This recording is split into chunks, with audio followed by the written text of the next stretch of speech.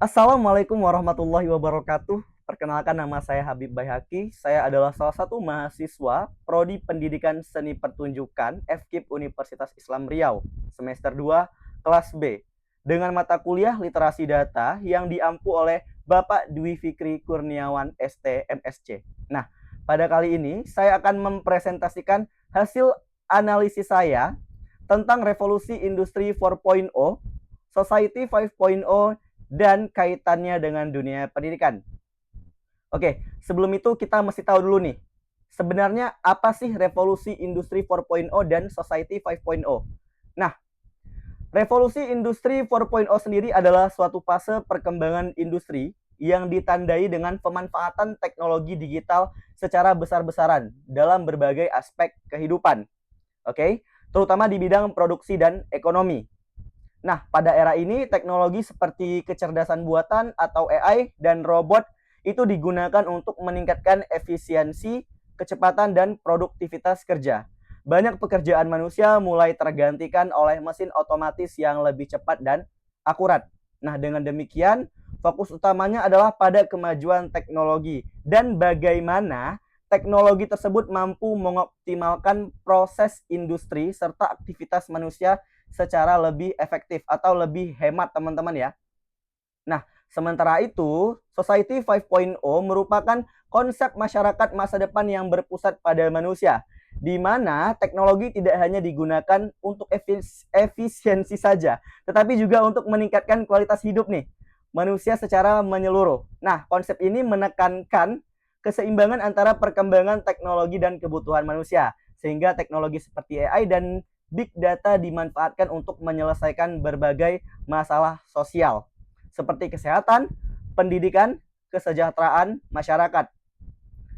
Dalam Society 5.0, manusia tetap menjadi pusat utama, sedangkan teknologi berperan sebagai alat untuk mendukung kehidupan yang lebih baik. Nah, untuk karakteristik utamanya, revolusi industri 4.0 ditandai dengan dominasi teknologi digital dalam berbagai aspek kehidupan, termasuk pendidikan. Karakteristik utamanya meliputi penggunaan kecerdasan buatan seperti AI, serta sistem otomatisasi dalam dunia pendidikan.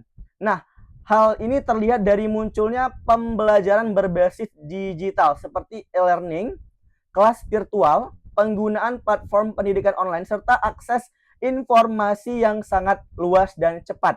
Nah, peran guru itu mulai bergeser dari sumber utama pengetahuan menjadi fasilitator. Sementara peserta didik dituntut lebih mandiri dan adaptif terhadap teknologi.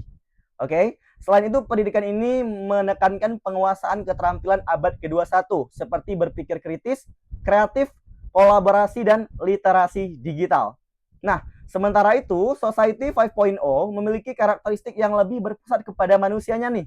Teknologi yang tetap digunakan secara canggih tetapi diarahkan untuk memenuhi kebutuhan dan meningkatkan kualitas hidup manusia. Dalam sektor pendidikan, konsep ini mendorong pembelajaran yang lebih personal, di mana materi dan metode disesuaikan dengan kebutuhan masing-masing siswa. Teknologi seperti AI digunakan untuk membantu memahami kemampuan. Selain itu, Society 5.0 juga menekankan pada pembentukan karakter, nilai moral, dan keseimbangan antara kecerdasan intelektual dan emosional, sehingga pendidikan tidak hanya menghasilkan individu yang pintar secara akademik, tetapi juga bijak dan beretika. Oke? Nah, jika kita bandingkan nih secara kritis, revolusi industri 4.0 lebih menitik beratkan pada integrasi teknologi dalam sistem pendidikan untuk meningkatkan efisiensi dan akses. Nah, namun pendekatan ini terlalu beresiko berfokus pada aspek teknis dan mengabaikan sisi kemanusiaan. Oke? Sebaliknya, Society 5.0 mencoba memperbaiki kekurangan tersebut dengan menempatkan manusia itu sebagai pusat dari pemanfaatan teknologi. Pendidikan tidak hanya berorientasi pada penguasaan teknologi, tetapi juga pada pengembangan nilai-nilai kemanusiaan. Meski demikian, tantangan Society 5.0 terletak pada kesiapan sistem pendidikan, terutama di negara berkembang seperti negara kita ya, negara Indonesia, yang mungkin masih menghadapi keterbatasan infrastruktur, sumber daya, dan pemerataan akses teknologi. Oke? Lalu, implikasi revolusi industri 4.0 dan society 5.0 terhadap masyarakat di bidang pendidikan memiliki dampak positif dan negatif yang cukup jelas, teman-teman. Oke? Dari sisi positifnya, perkembangan teknologi membuat akses pendidikan menjadi jauh lebih mudah dan luas. Masyarakat tidak harus datang ke sekolah atau kampus nih, karena pembelajaran kan bisa dilakukan secara online. Oke? Melalui berbagai platform digital. Hal ini sangat membantu terutama bagi mereka yang berada di daerah jauh atau memiliki keterbatasan waktu. Selain itu, materi pembelajaran menjadi lebih menarik karena didukung oleh video, animasi, dan teknologi interaktif. Dalam konteks Society 5.0, pendidikan juga menjadi lebih personal. Artinya setiap siswa bisa belajar sesuai dengan kemampuan dan kebutuhannya. Teknologi membantu guru memahami karakter siswa sehingga proses belajar menjadi lebih efektif. Dampak positif lainnya adalah meningkatnya keterampilan digital masyarakat yang sangat dibutuhkan zaman sekarang.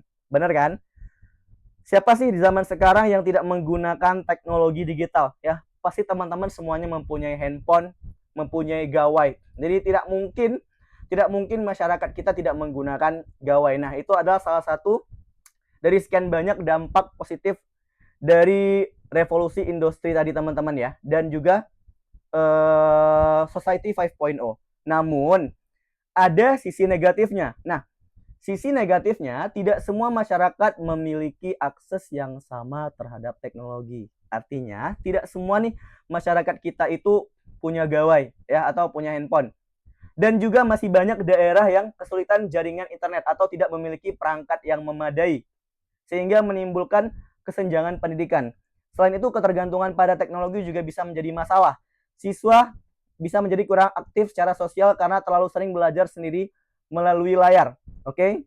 Jangankan belajar sendiri, teman-teman ya, bahkan saat mungkin guru menerangkan atau dosen menerangkan ya, ketika menggunakan platform digital mereka bukannya mendengarkan tetapi malah bermain game. Oke?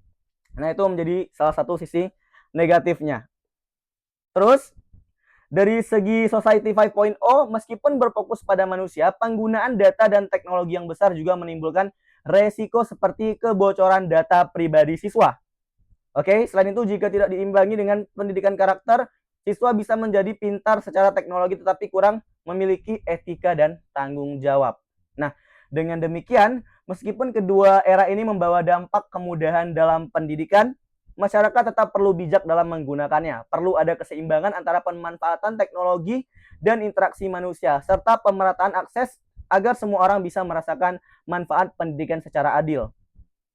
Nah, kesimpulannya, revolusi industri 5.0 dan society 5.0 membawa perubahan besar dalam bidang pendidikan dan kehidupan masyarakat. Revolusi industri 4.0 mendorong penggunaan teknologi untuk membuat proses belajar menjadi lebih mudah, cepat, dan efisien. Sementara Society 5.0 menekankan bahwa teknologi tersebut haruslah digunakan untuk meningkatkan kualitas hidup manusia secara menyeluruh. Dalam bidang pendidikan, kedua era ini memberikan banyak manfaat seperti kemudahan, akses belajar, metode pembelajaran yang lebih menarik, serta peningkatan keterampilan digital. Oleh karena itu, pendidikan perlu menyeimbangkan antara pemanfaatan teknologi dan pengembangan nilai-nilai kemanusiaan. Teknologi harus dijadikan alat untuk membantu manusia, bukan menggantikan peran manusia. Dengan begitu, dapat menghasilkan generasi yang tidak hanya cerdas secara akademik dan teknologi, tetapi juga memiliki karakter, etika, dan kepedulian terhadap sesama. Ingat, bukan kita yang dikendalikan, tapi kita yang mengendalikan. Terima kasih. Assalamualaikum warahmatullahi wabarakatuh.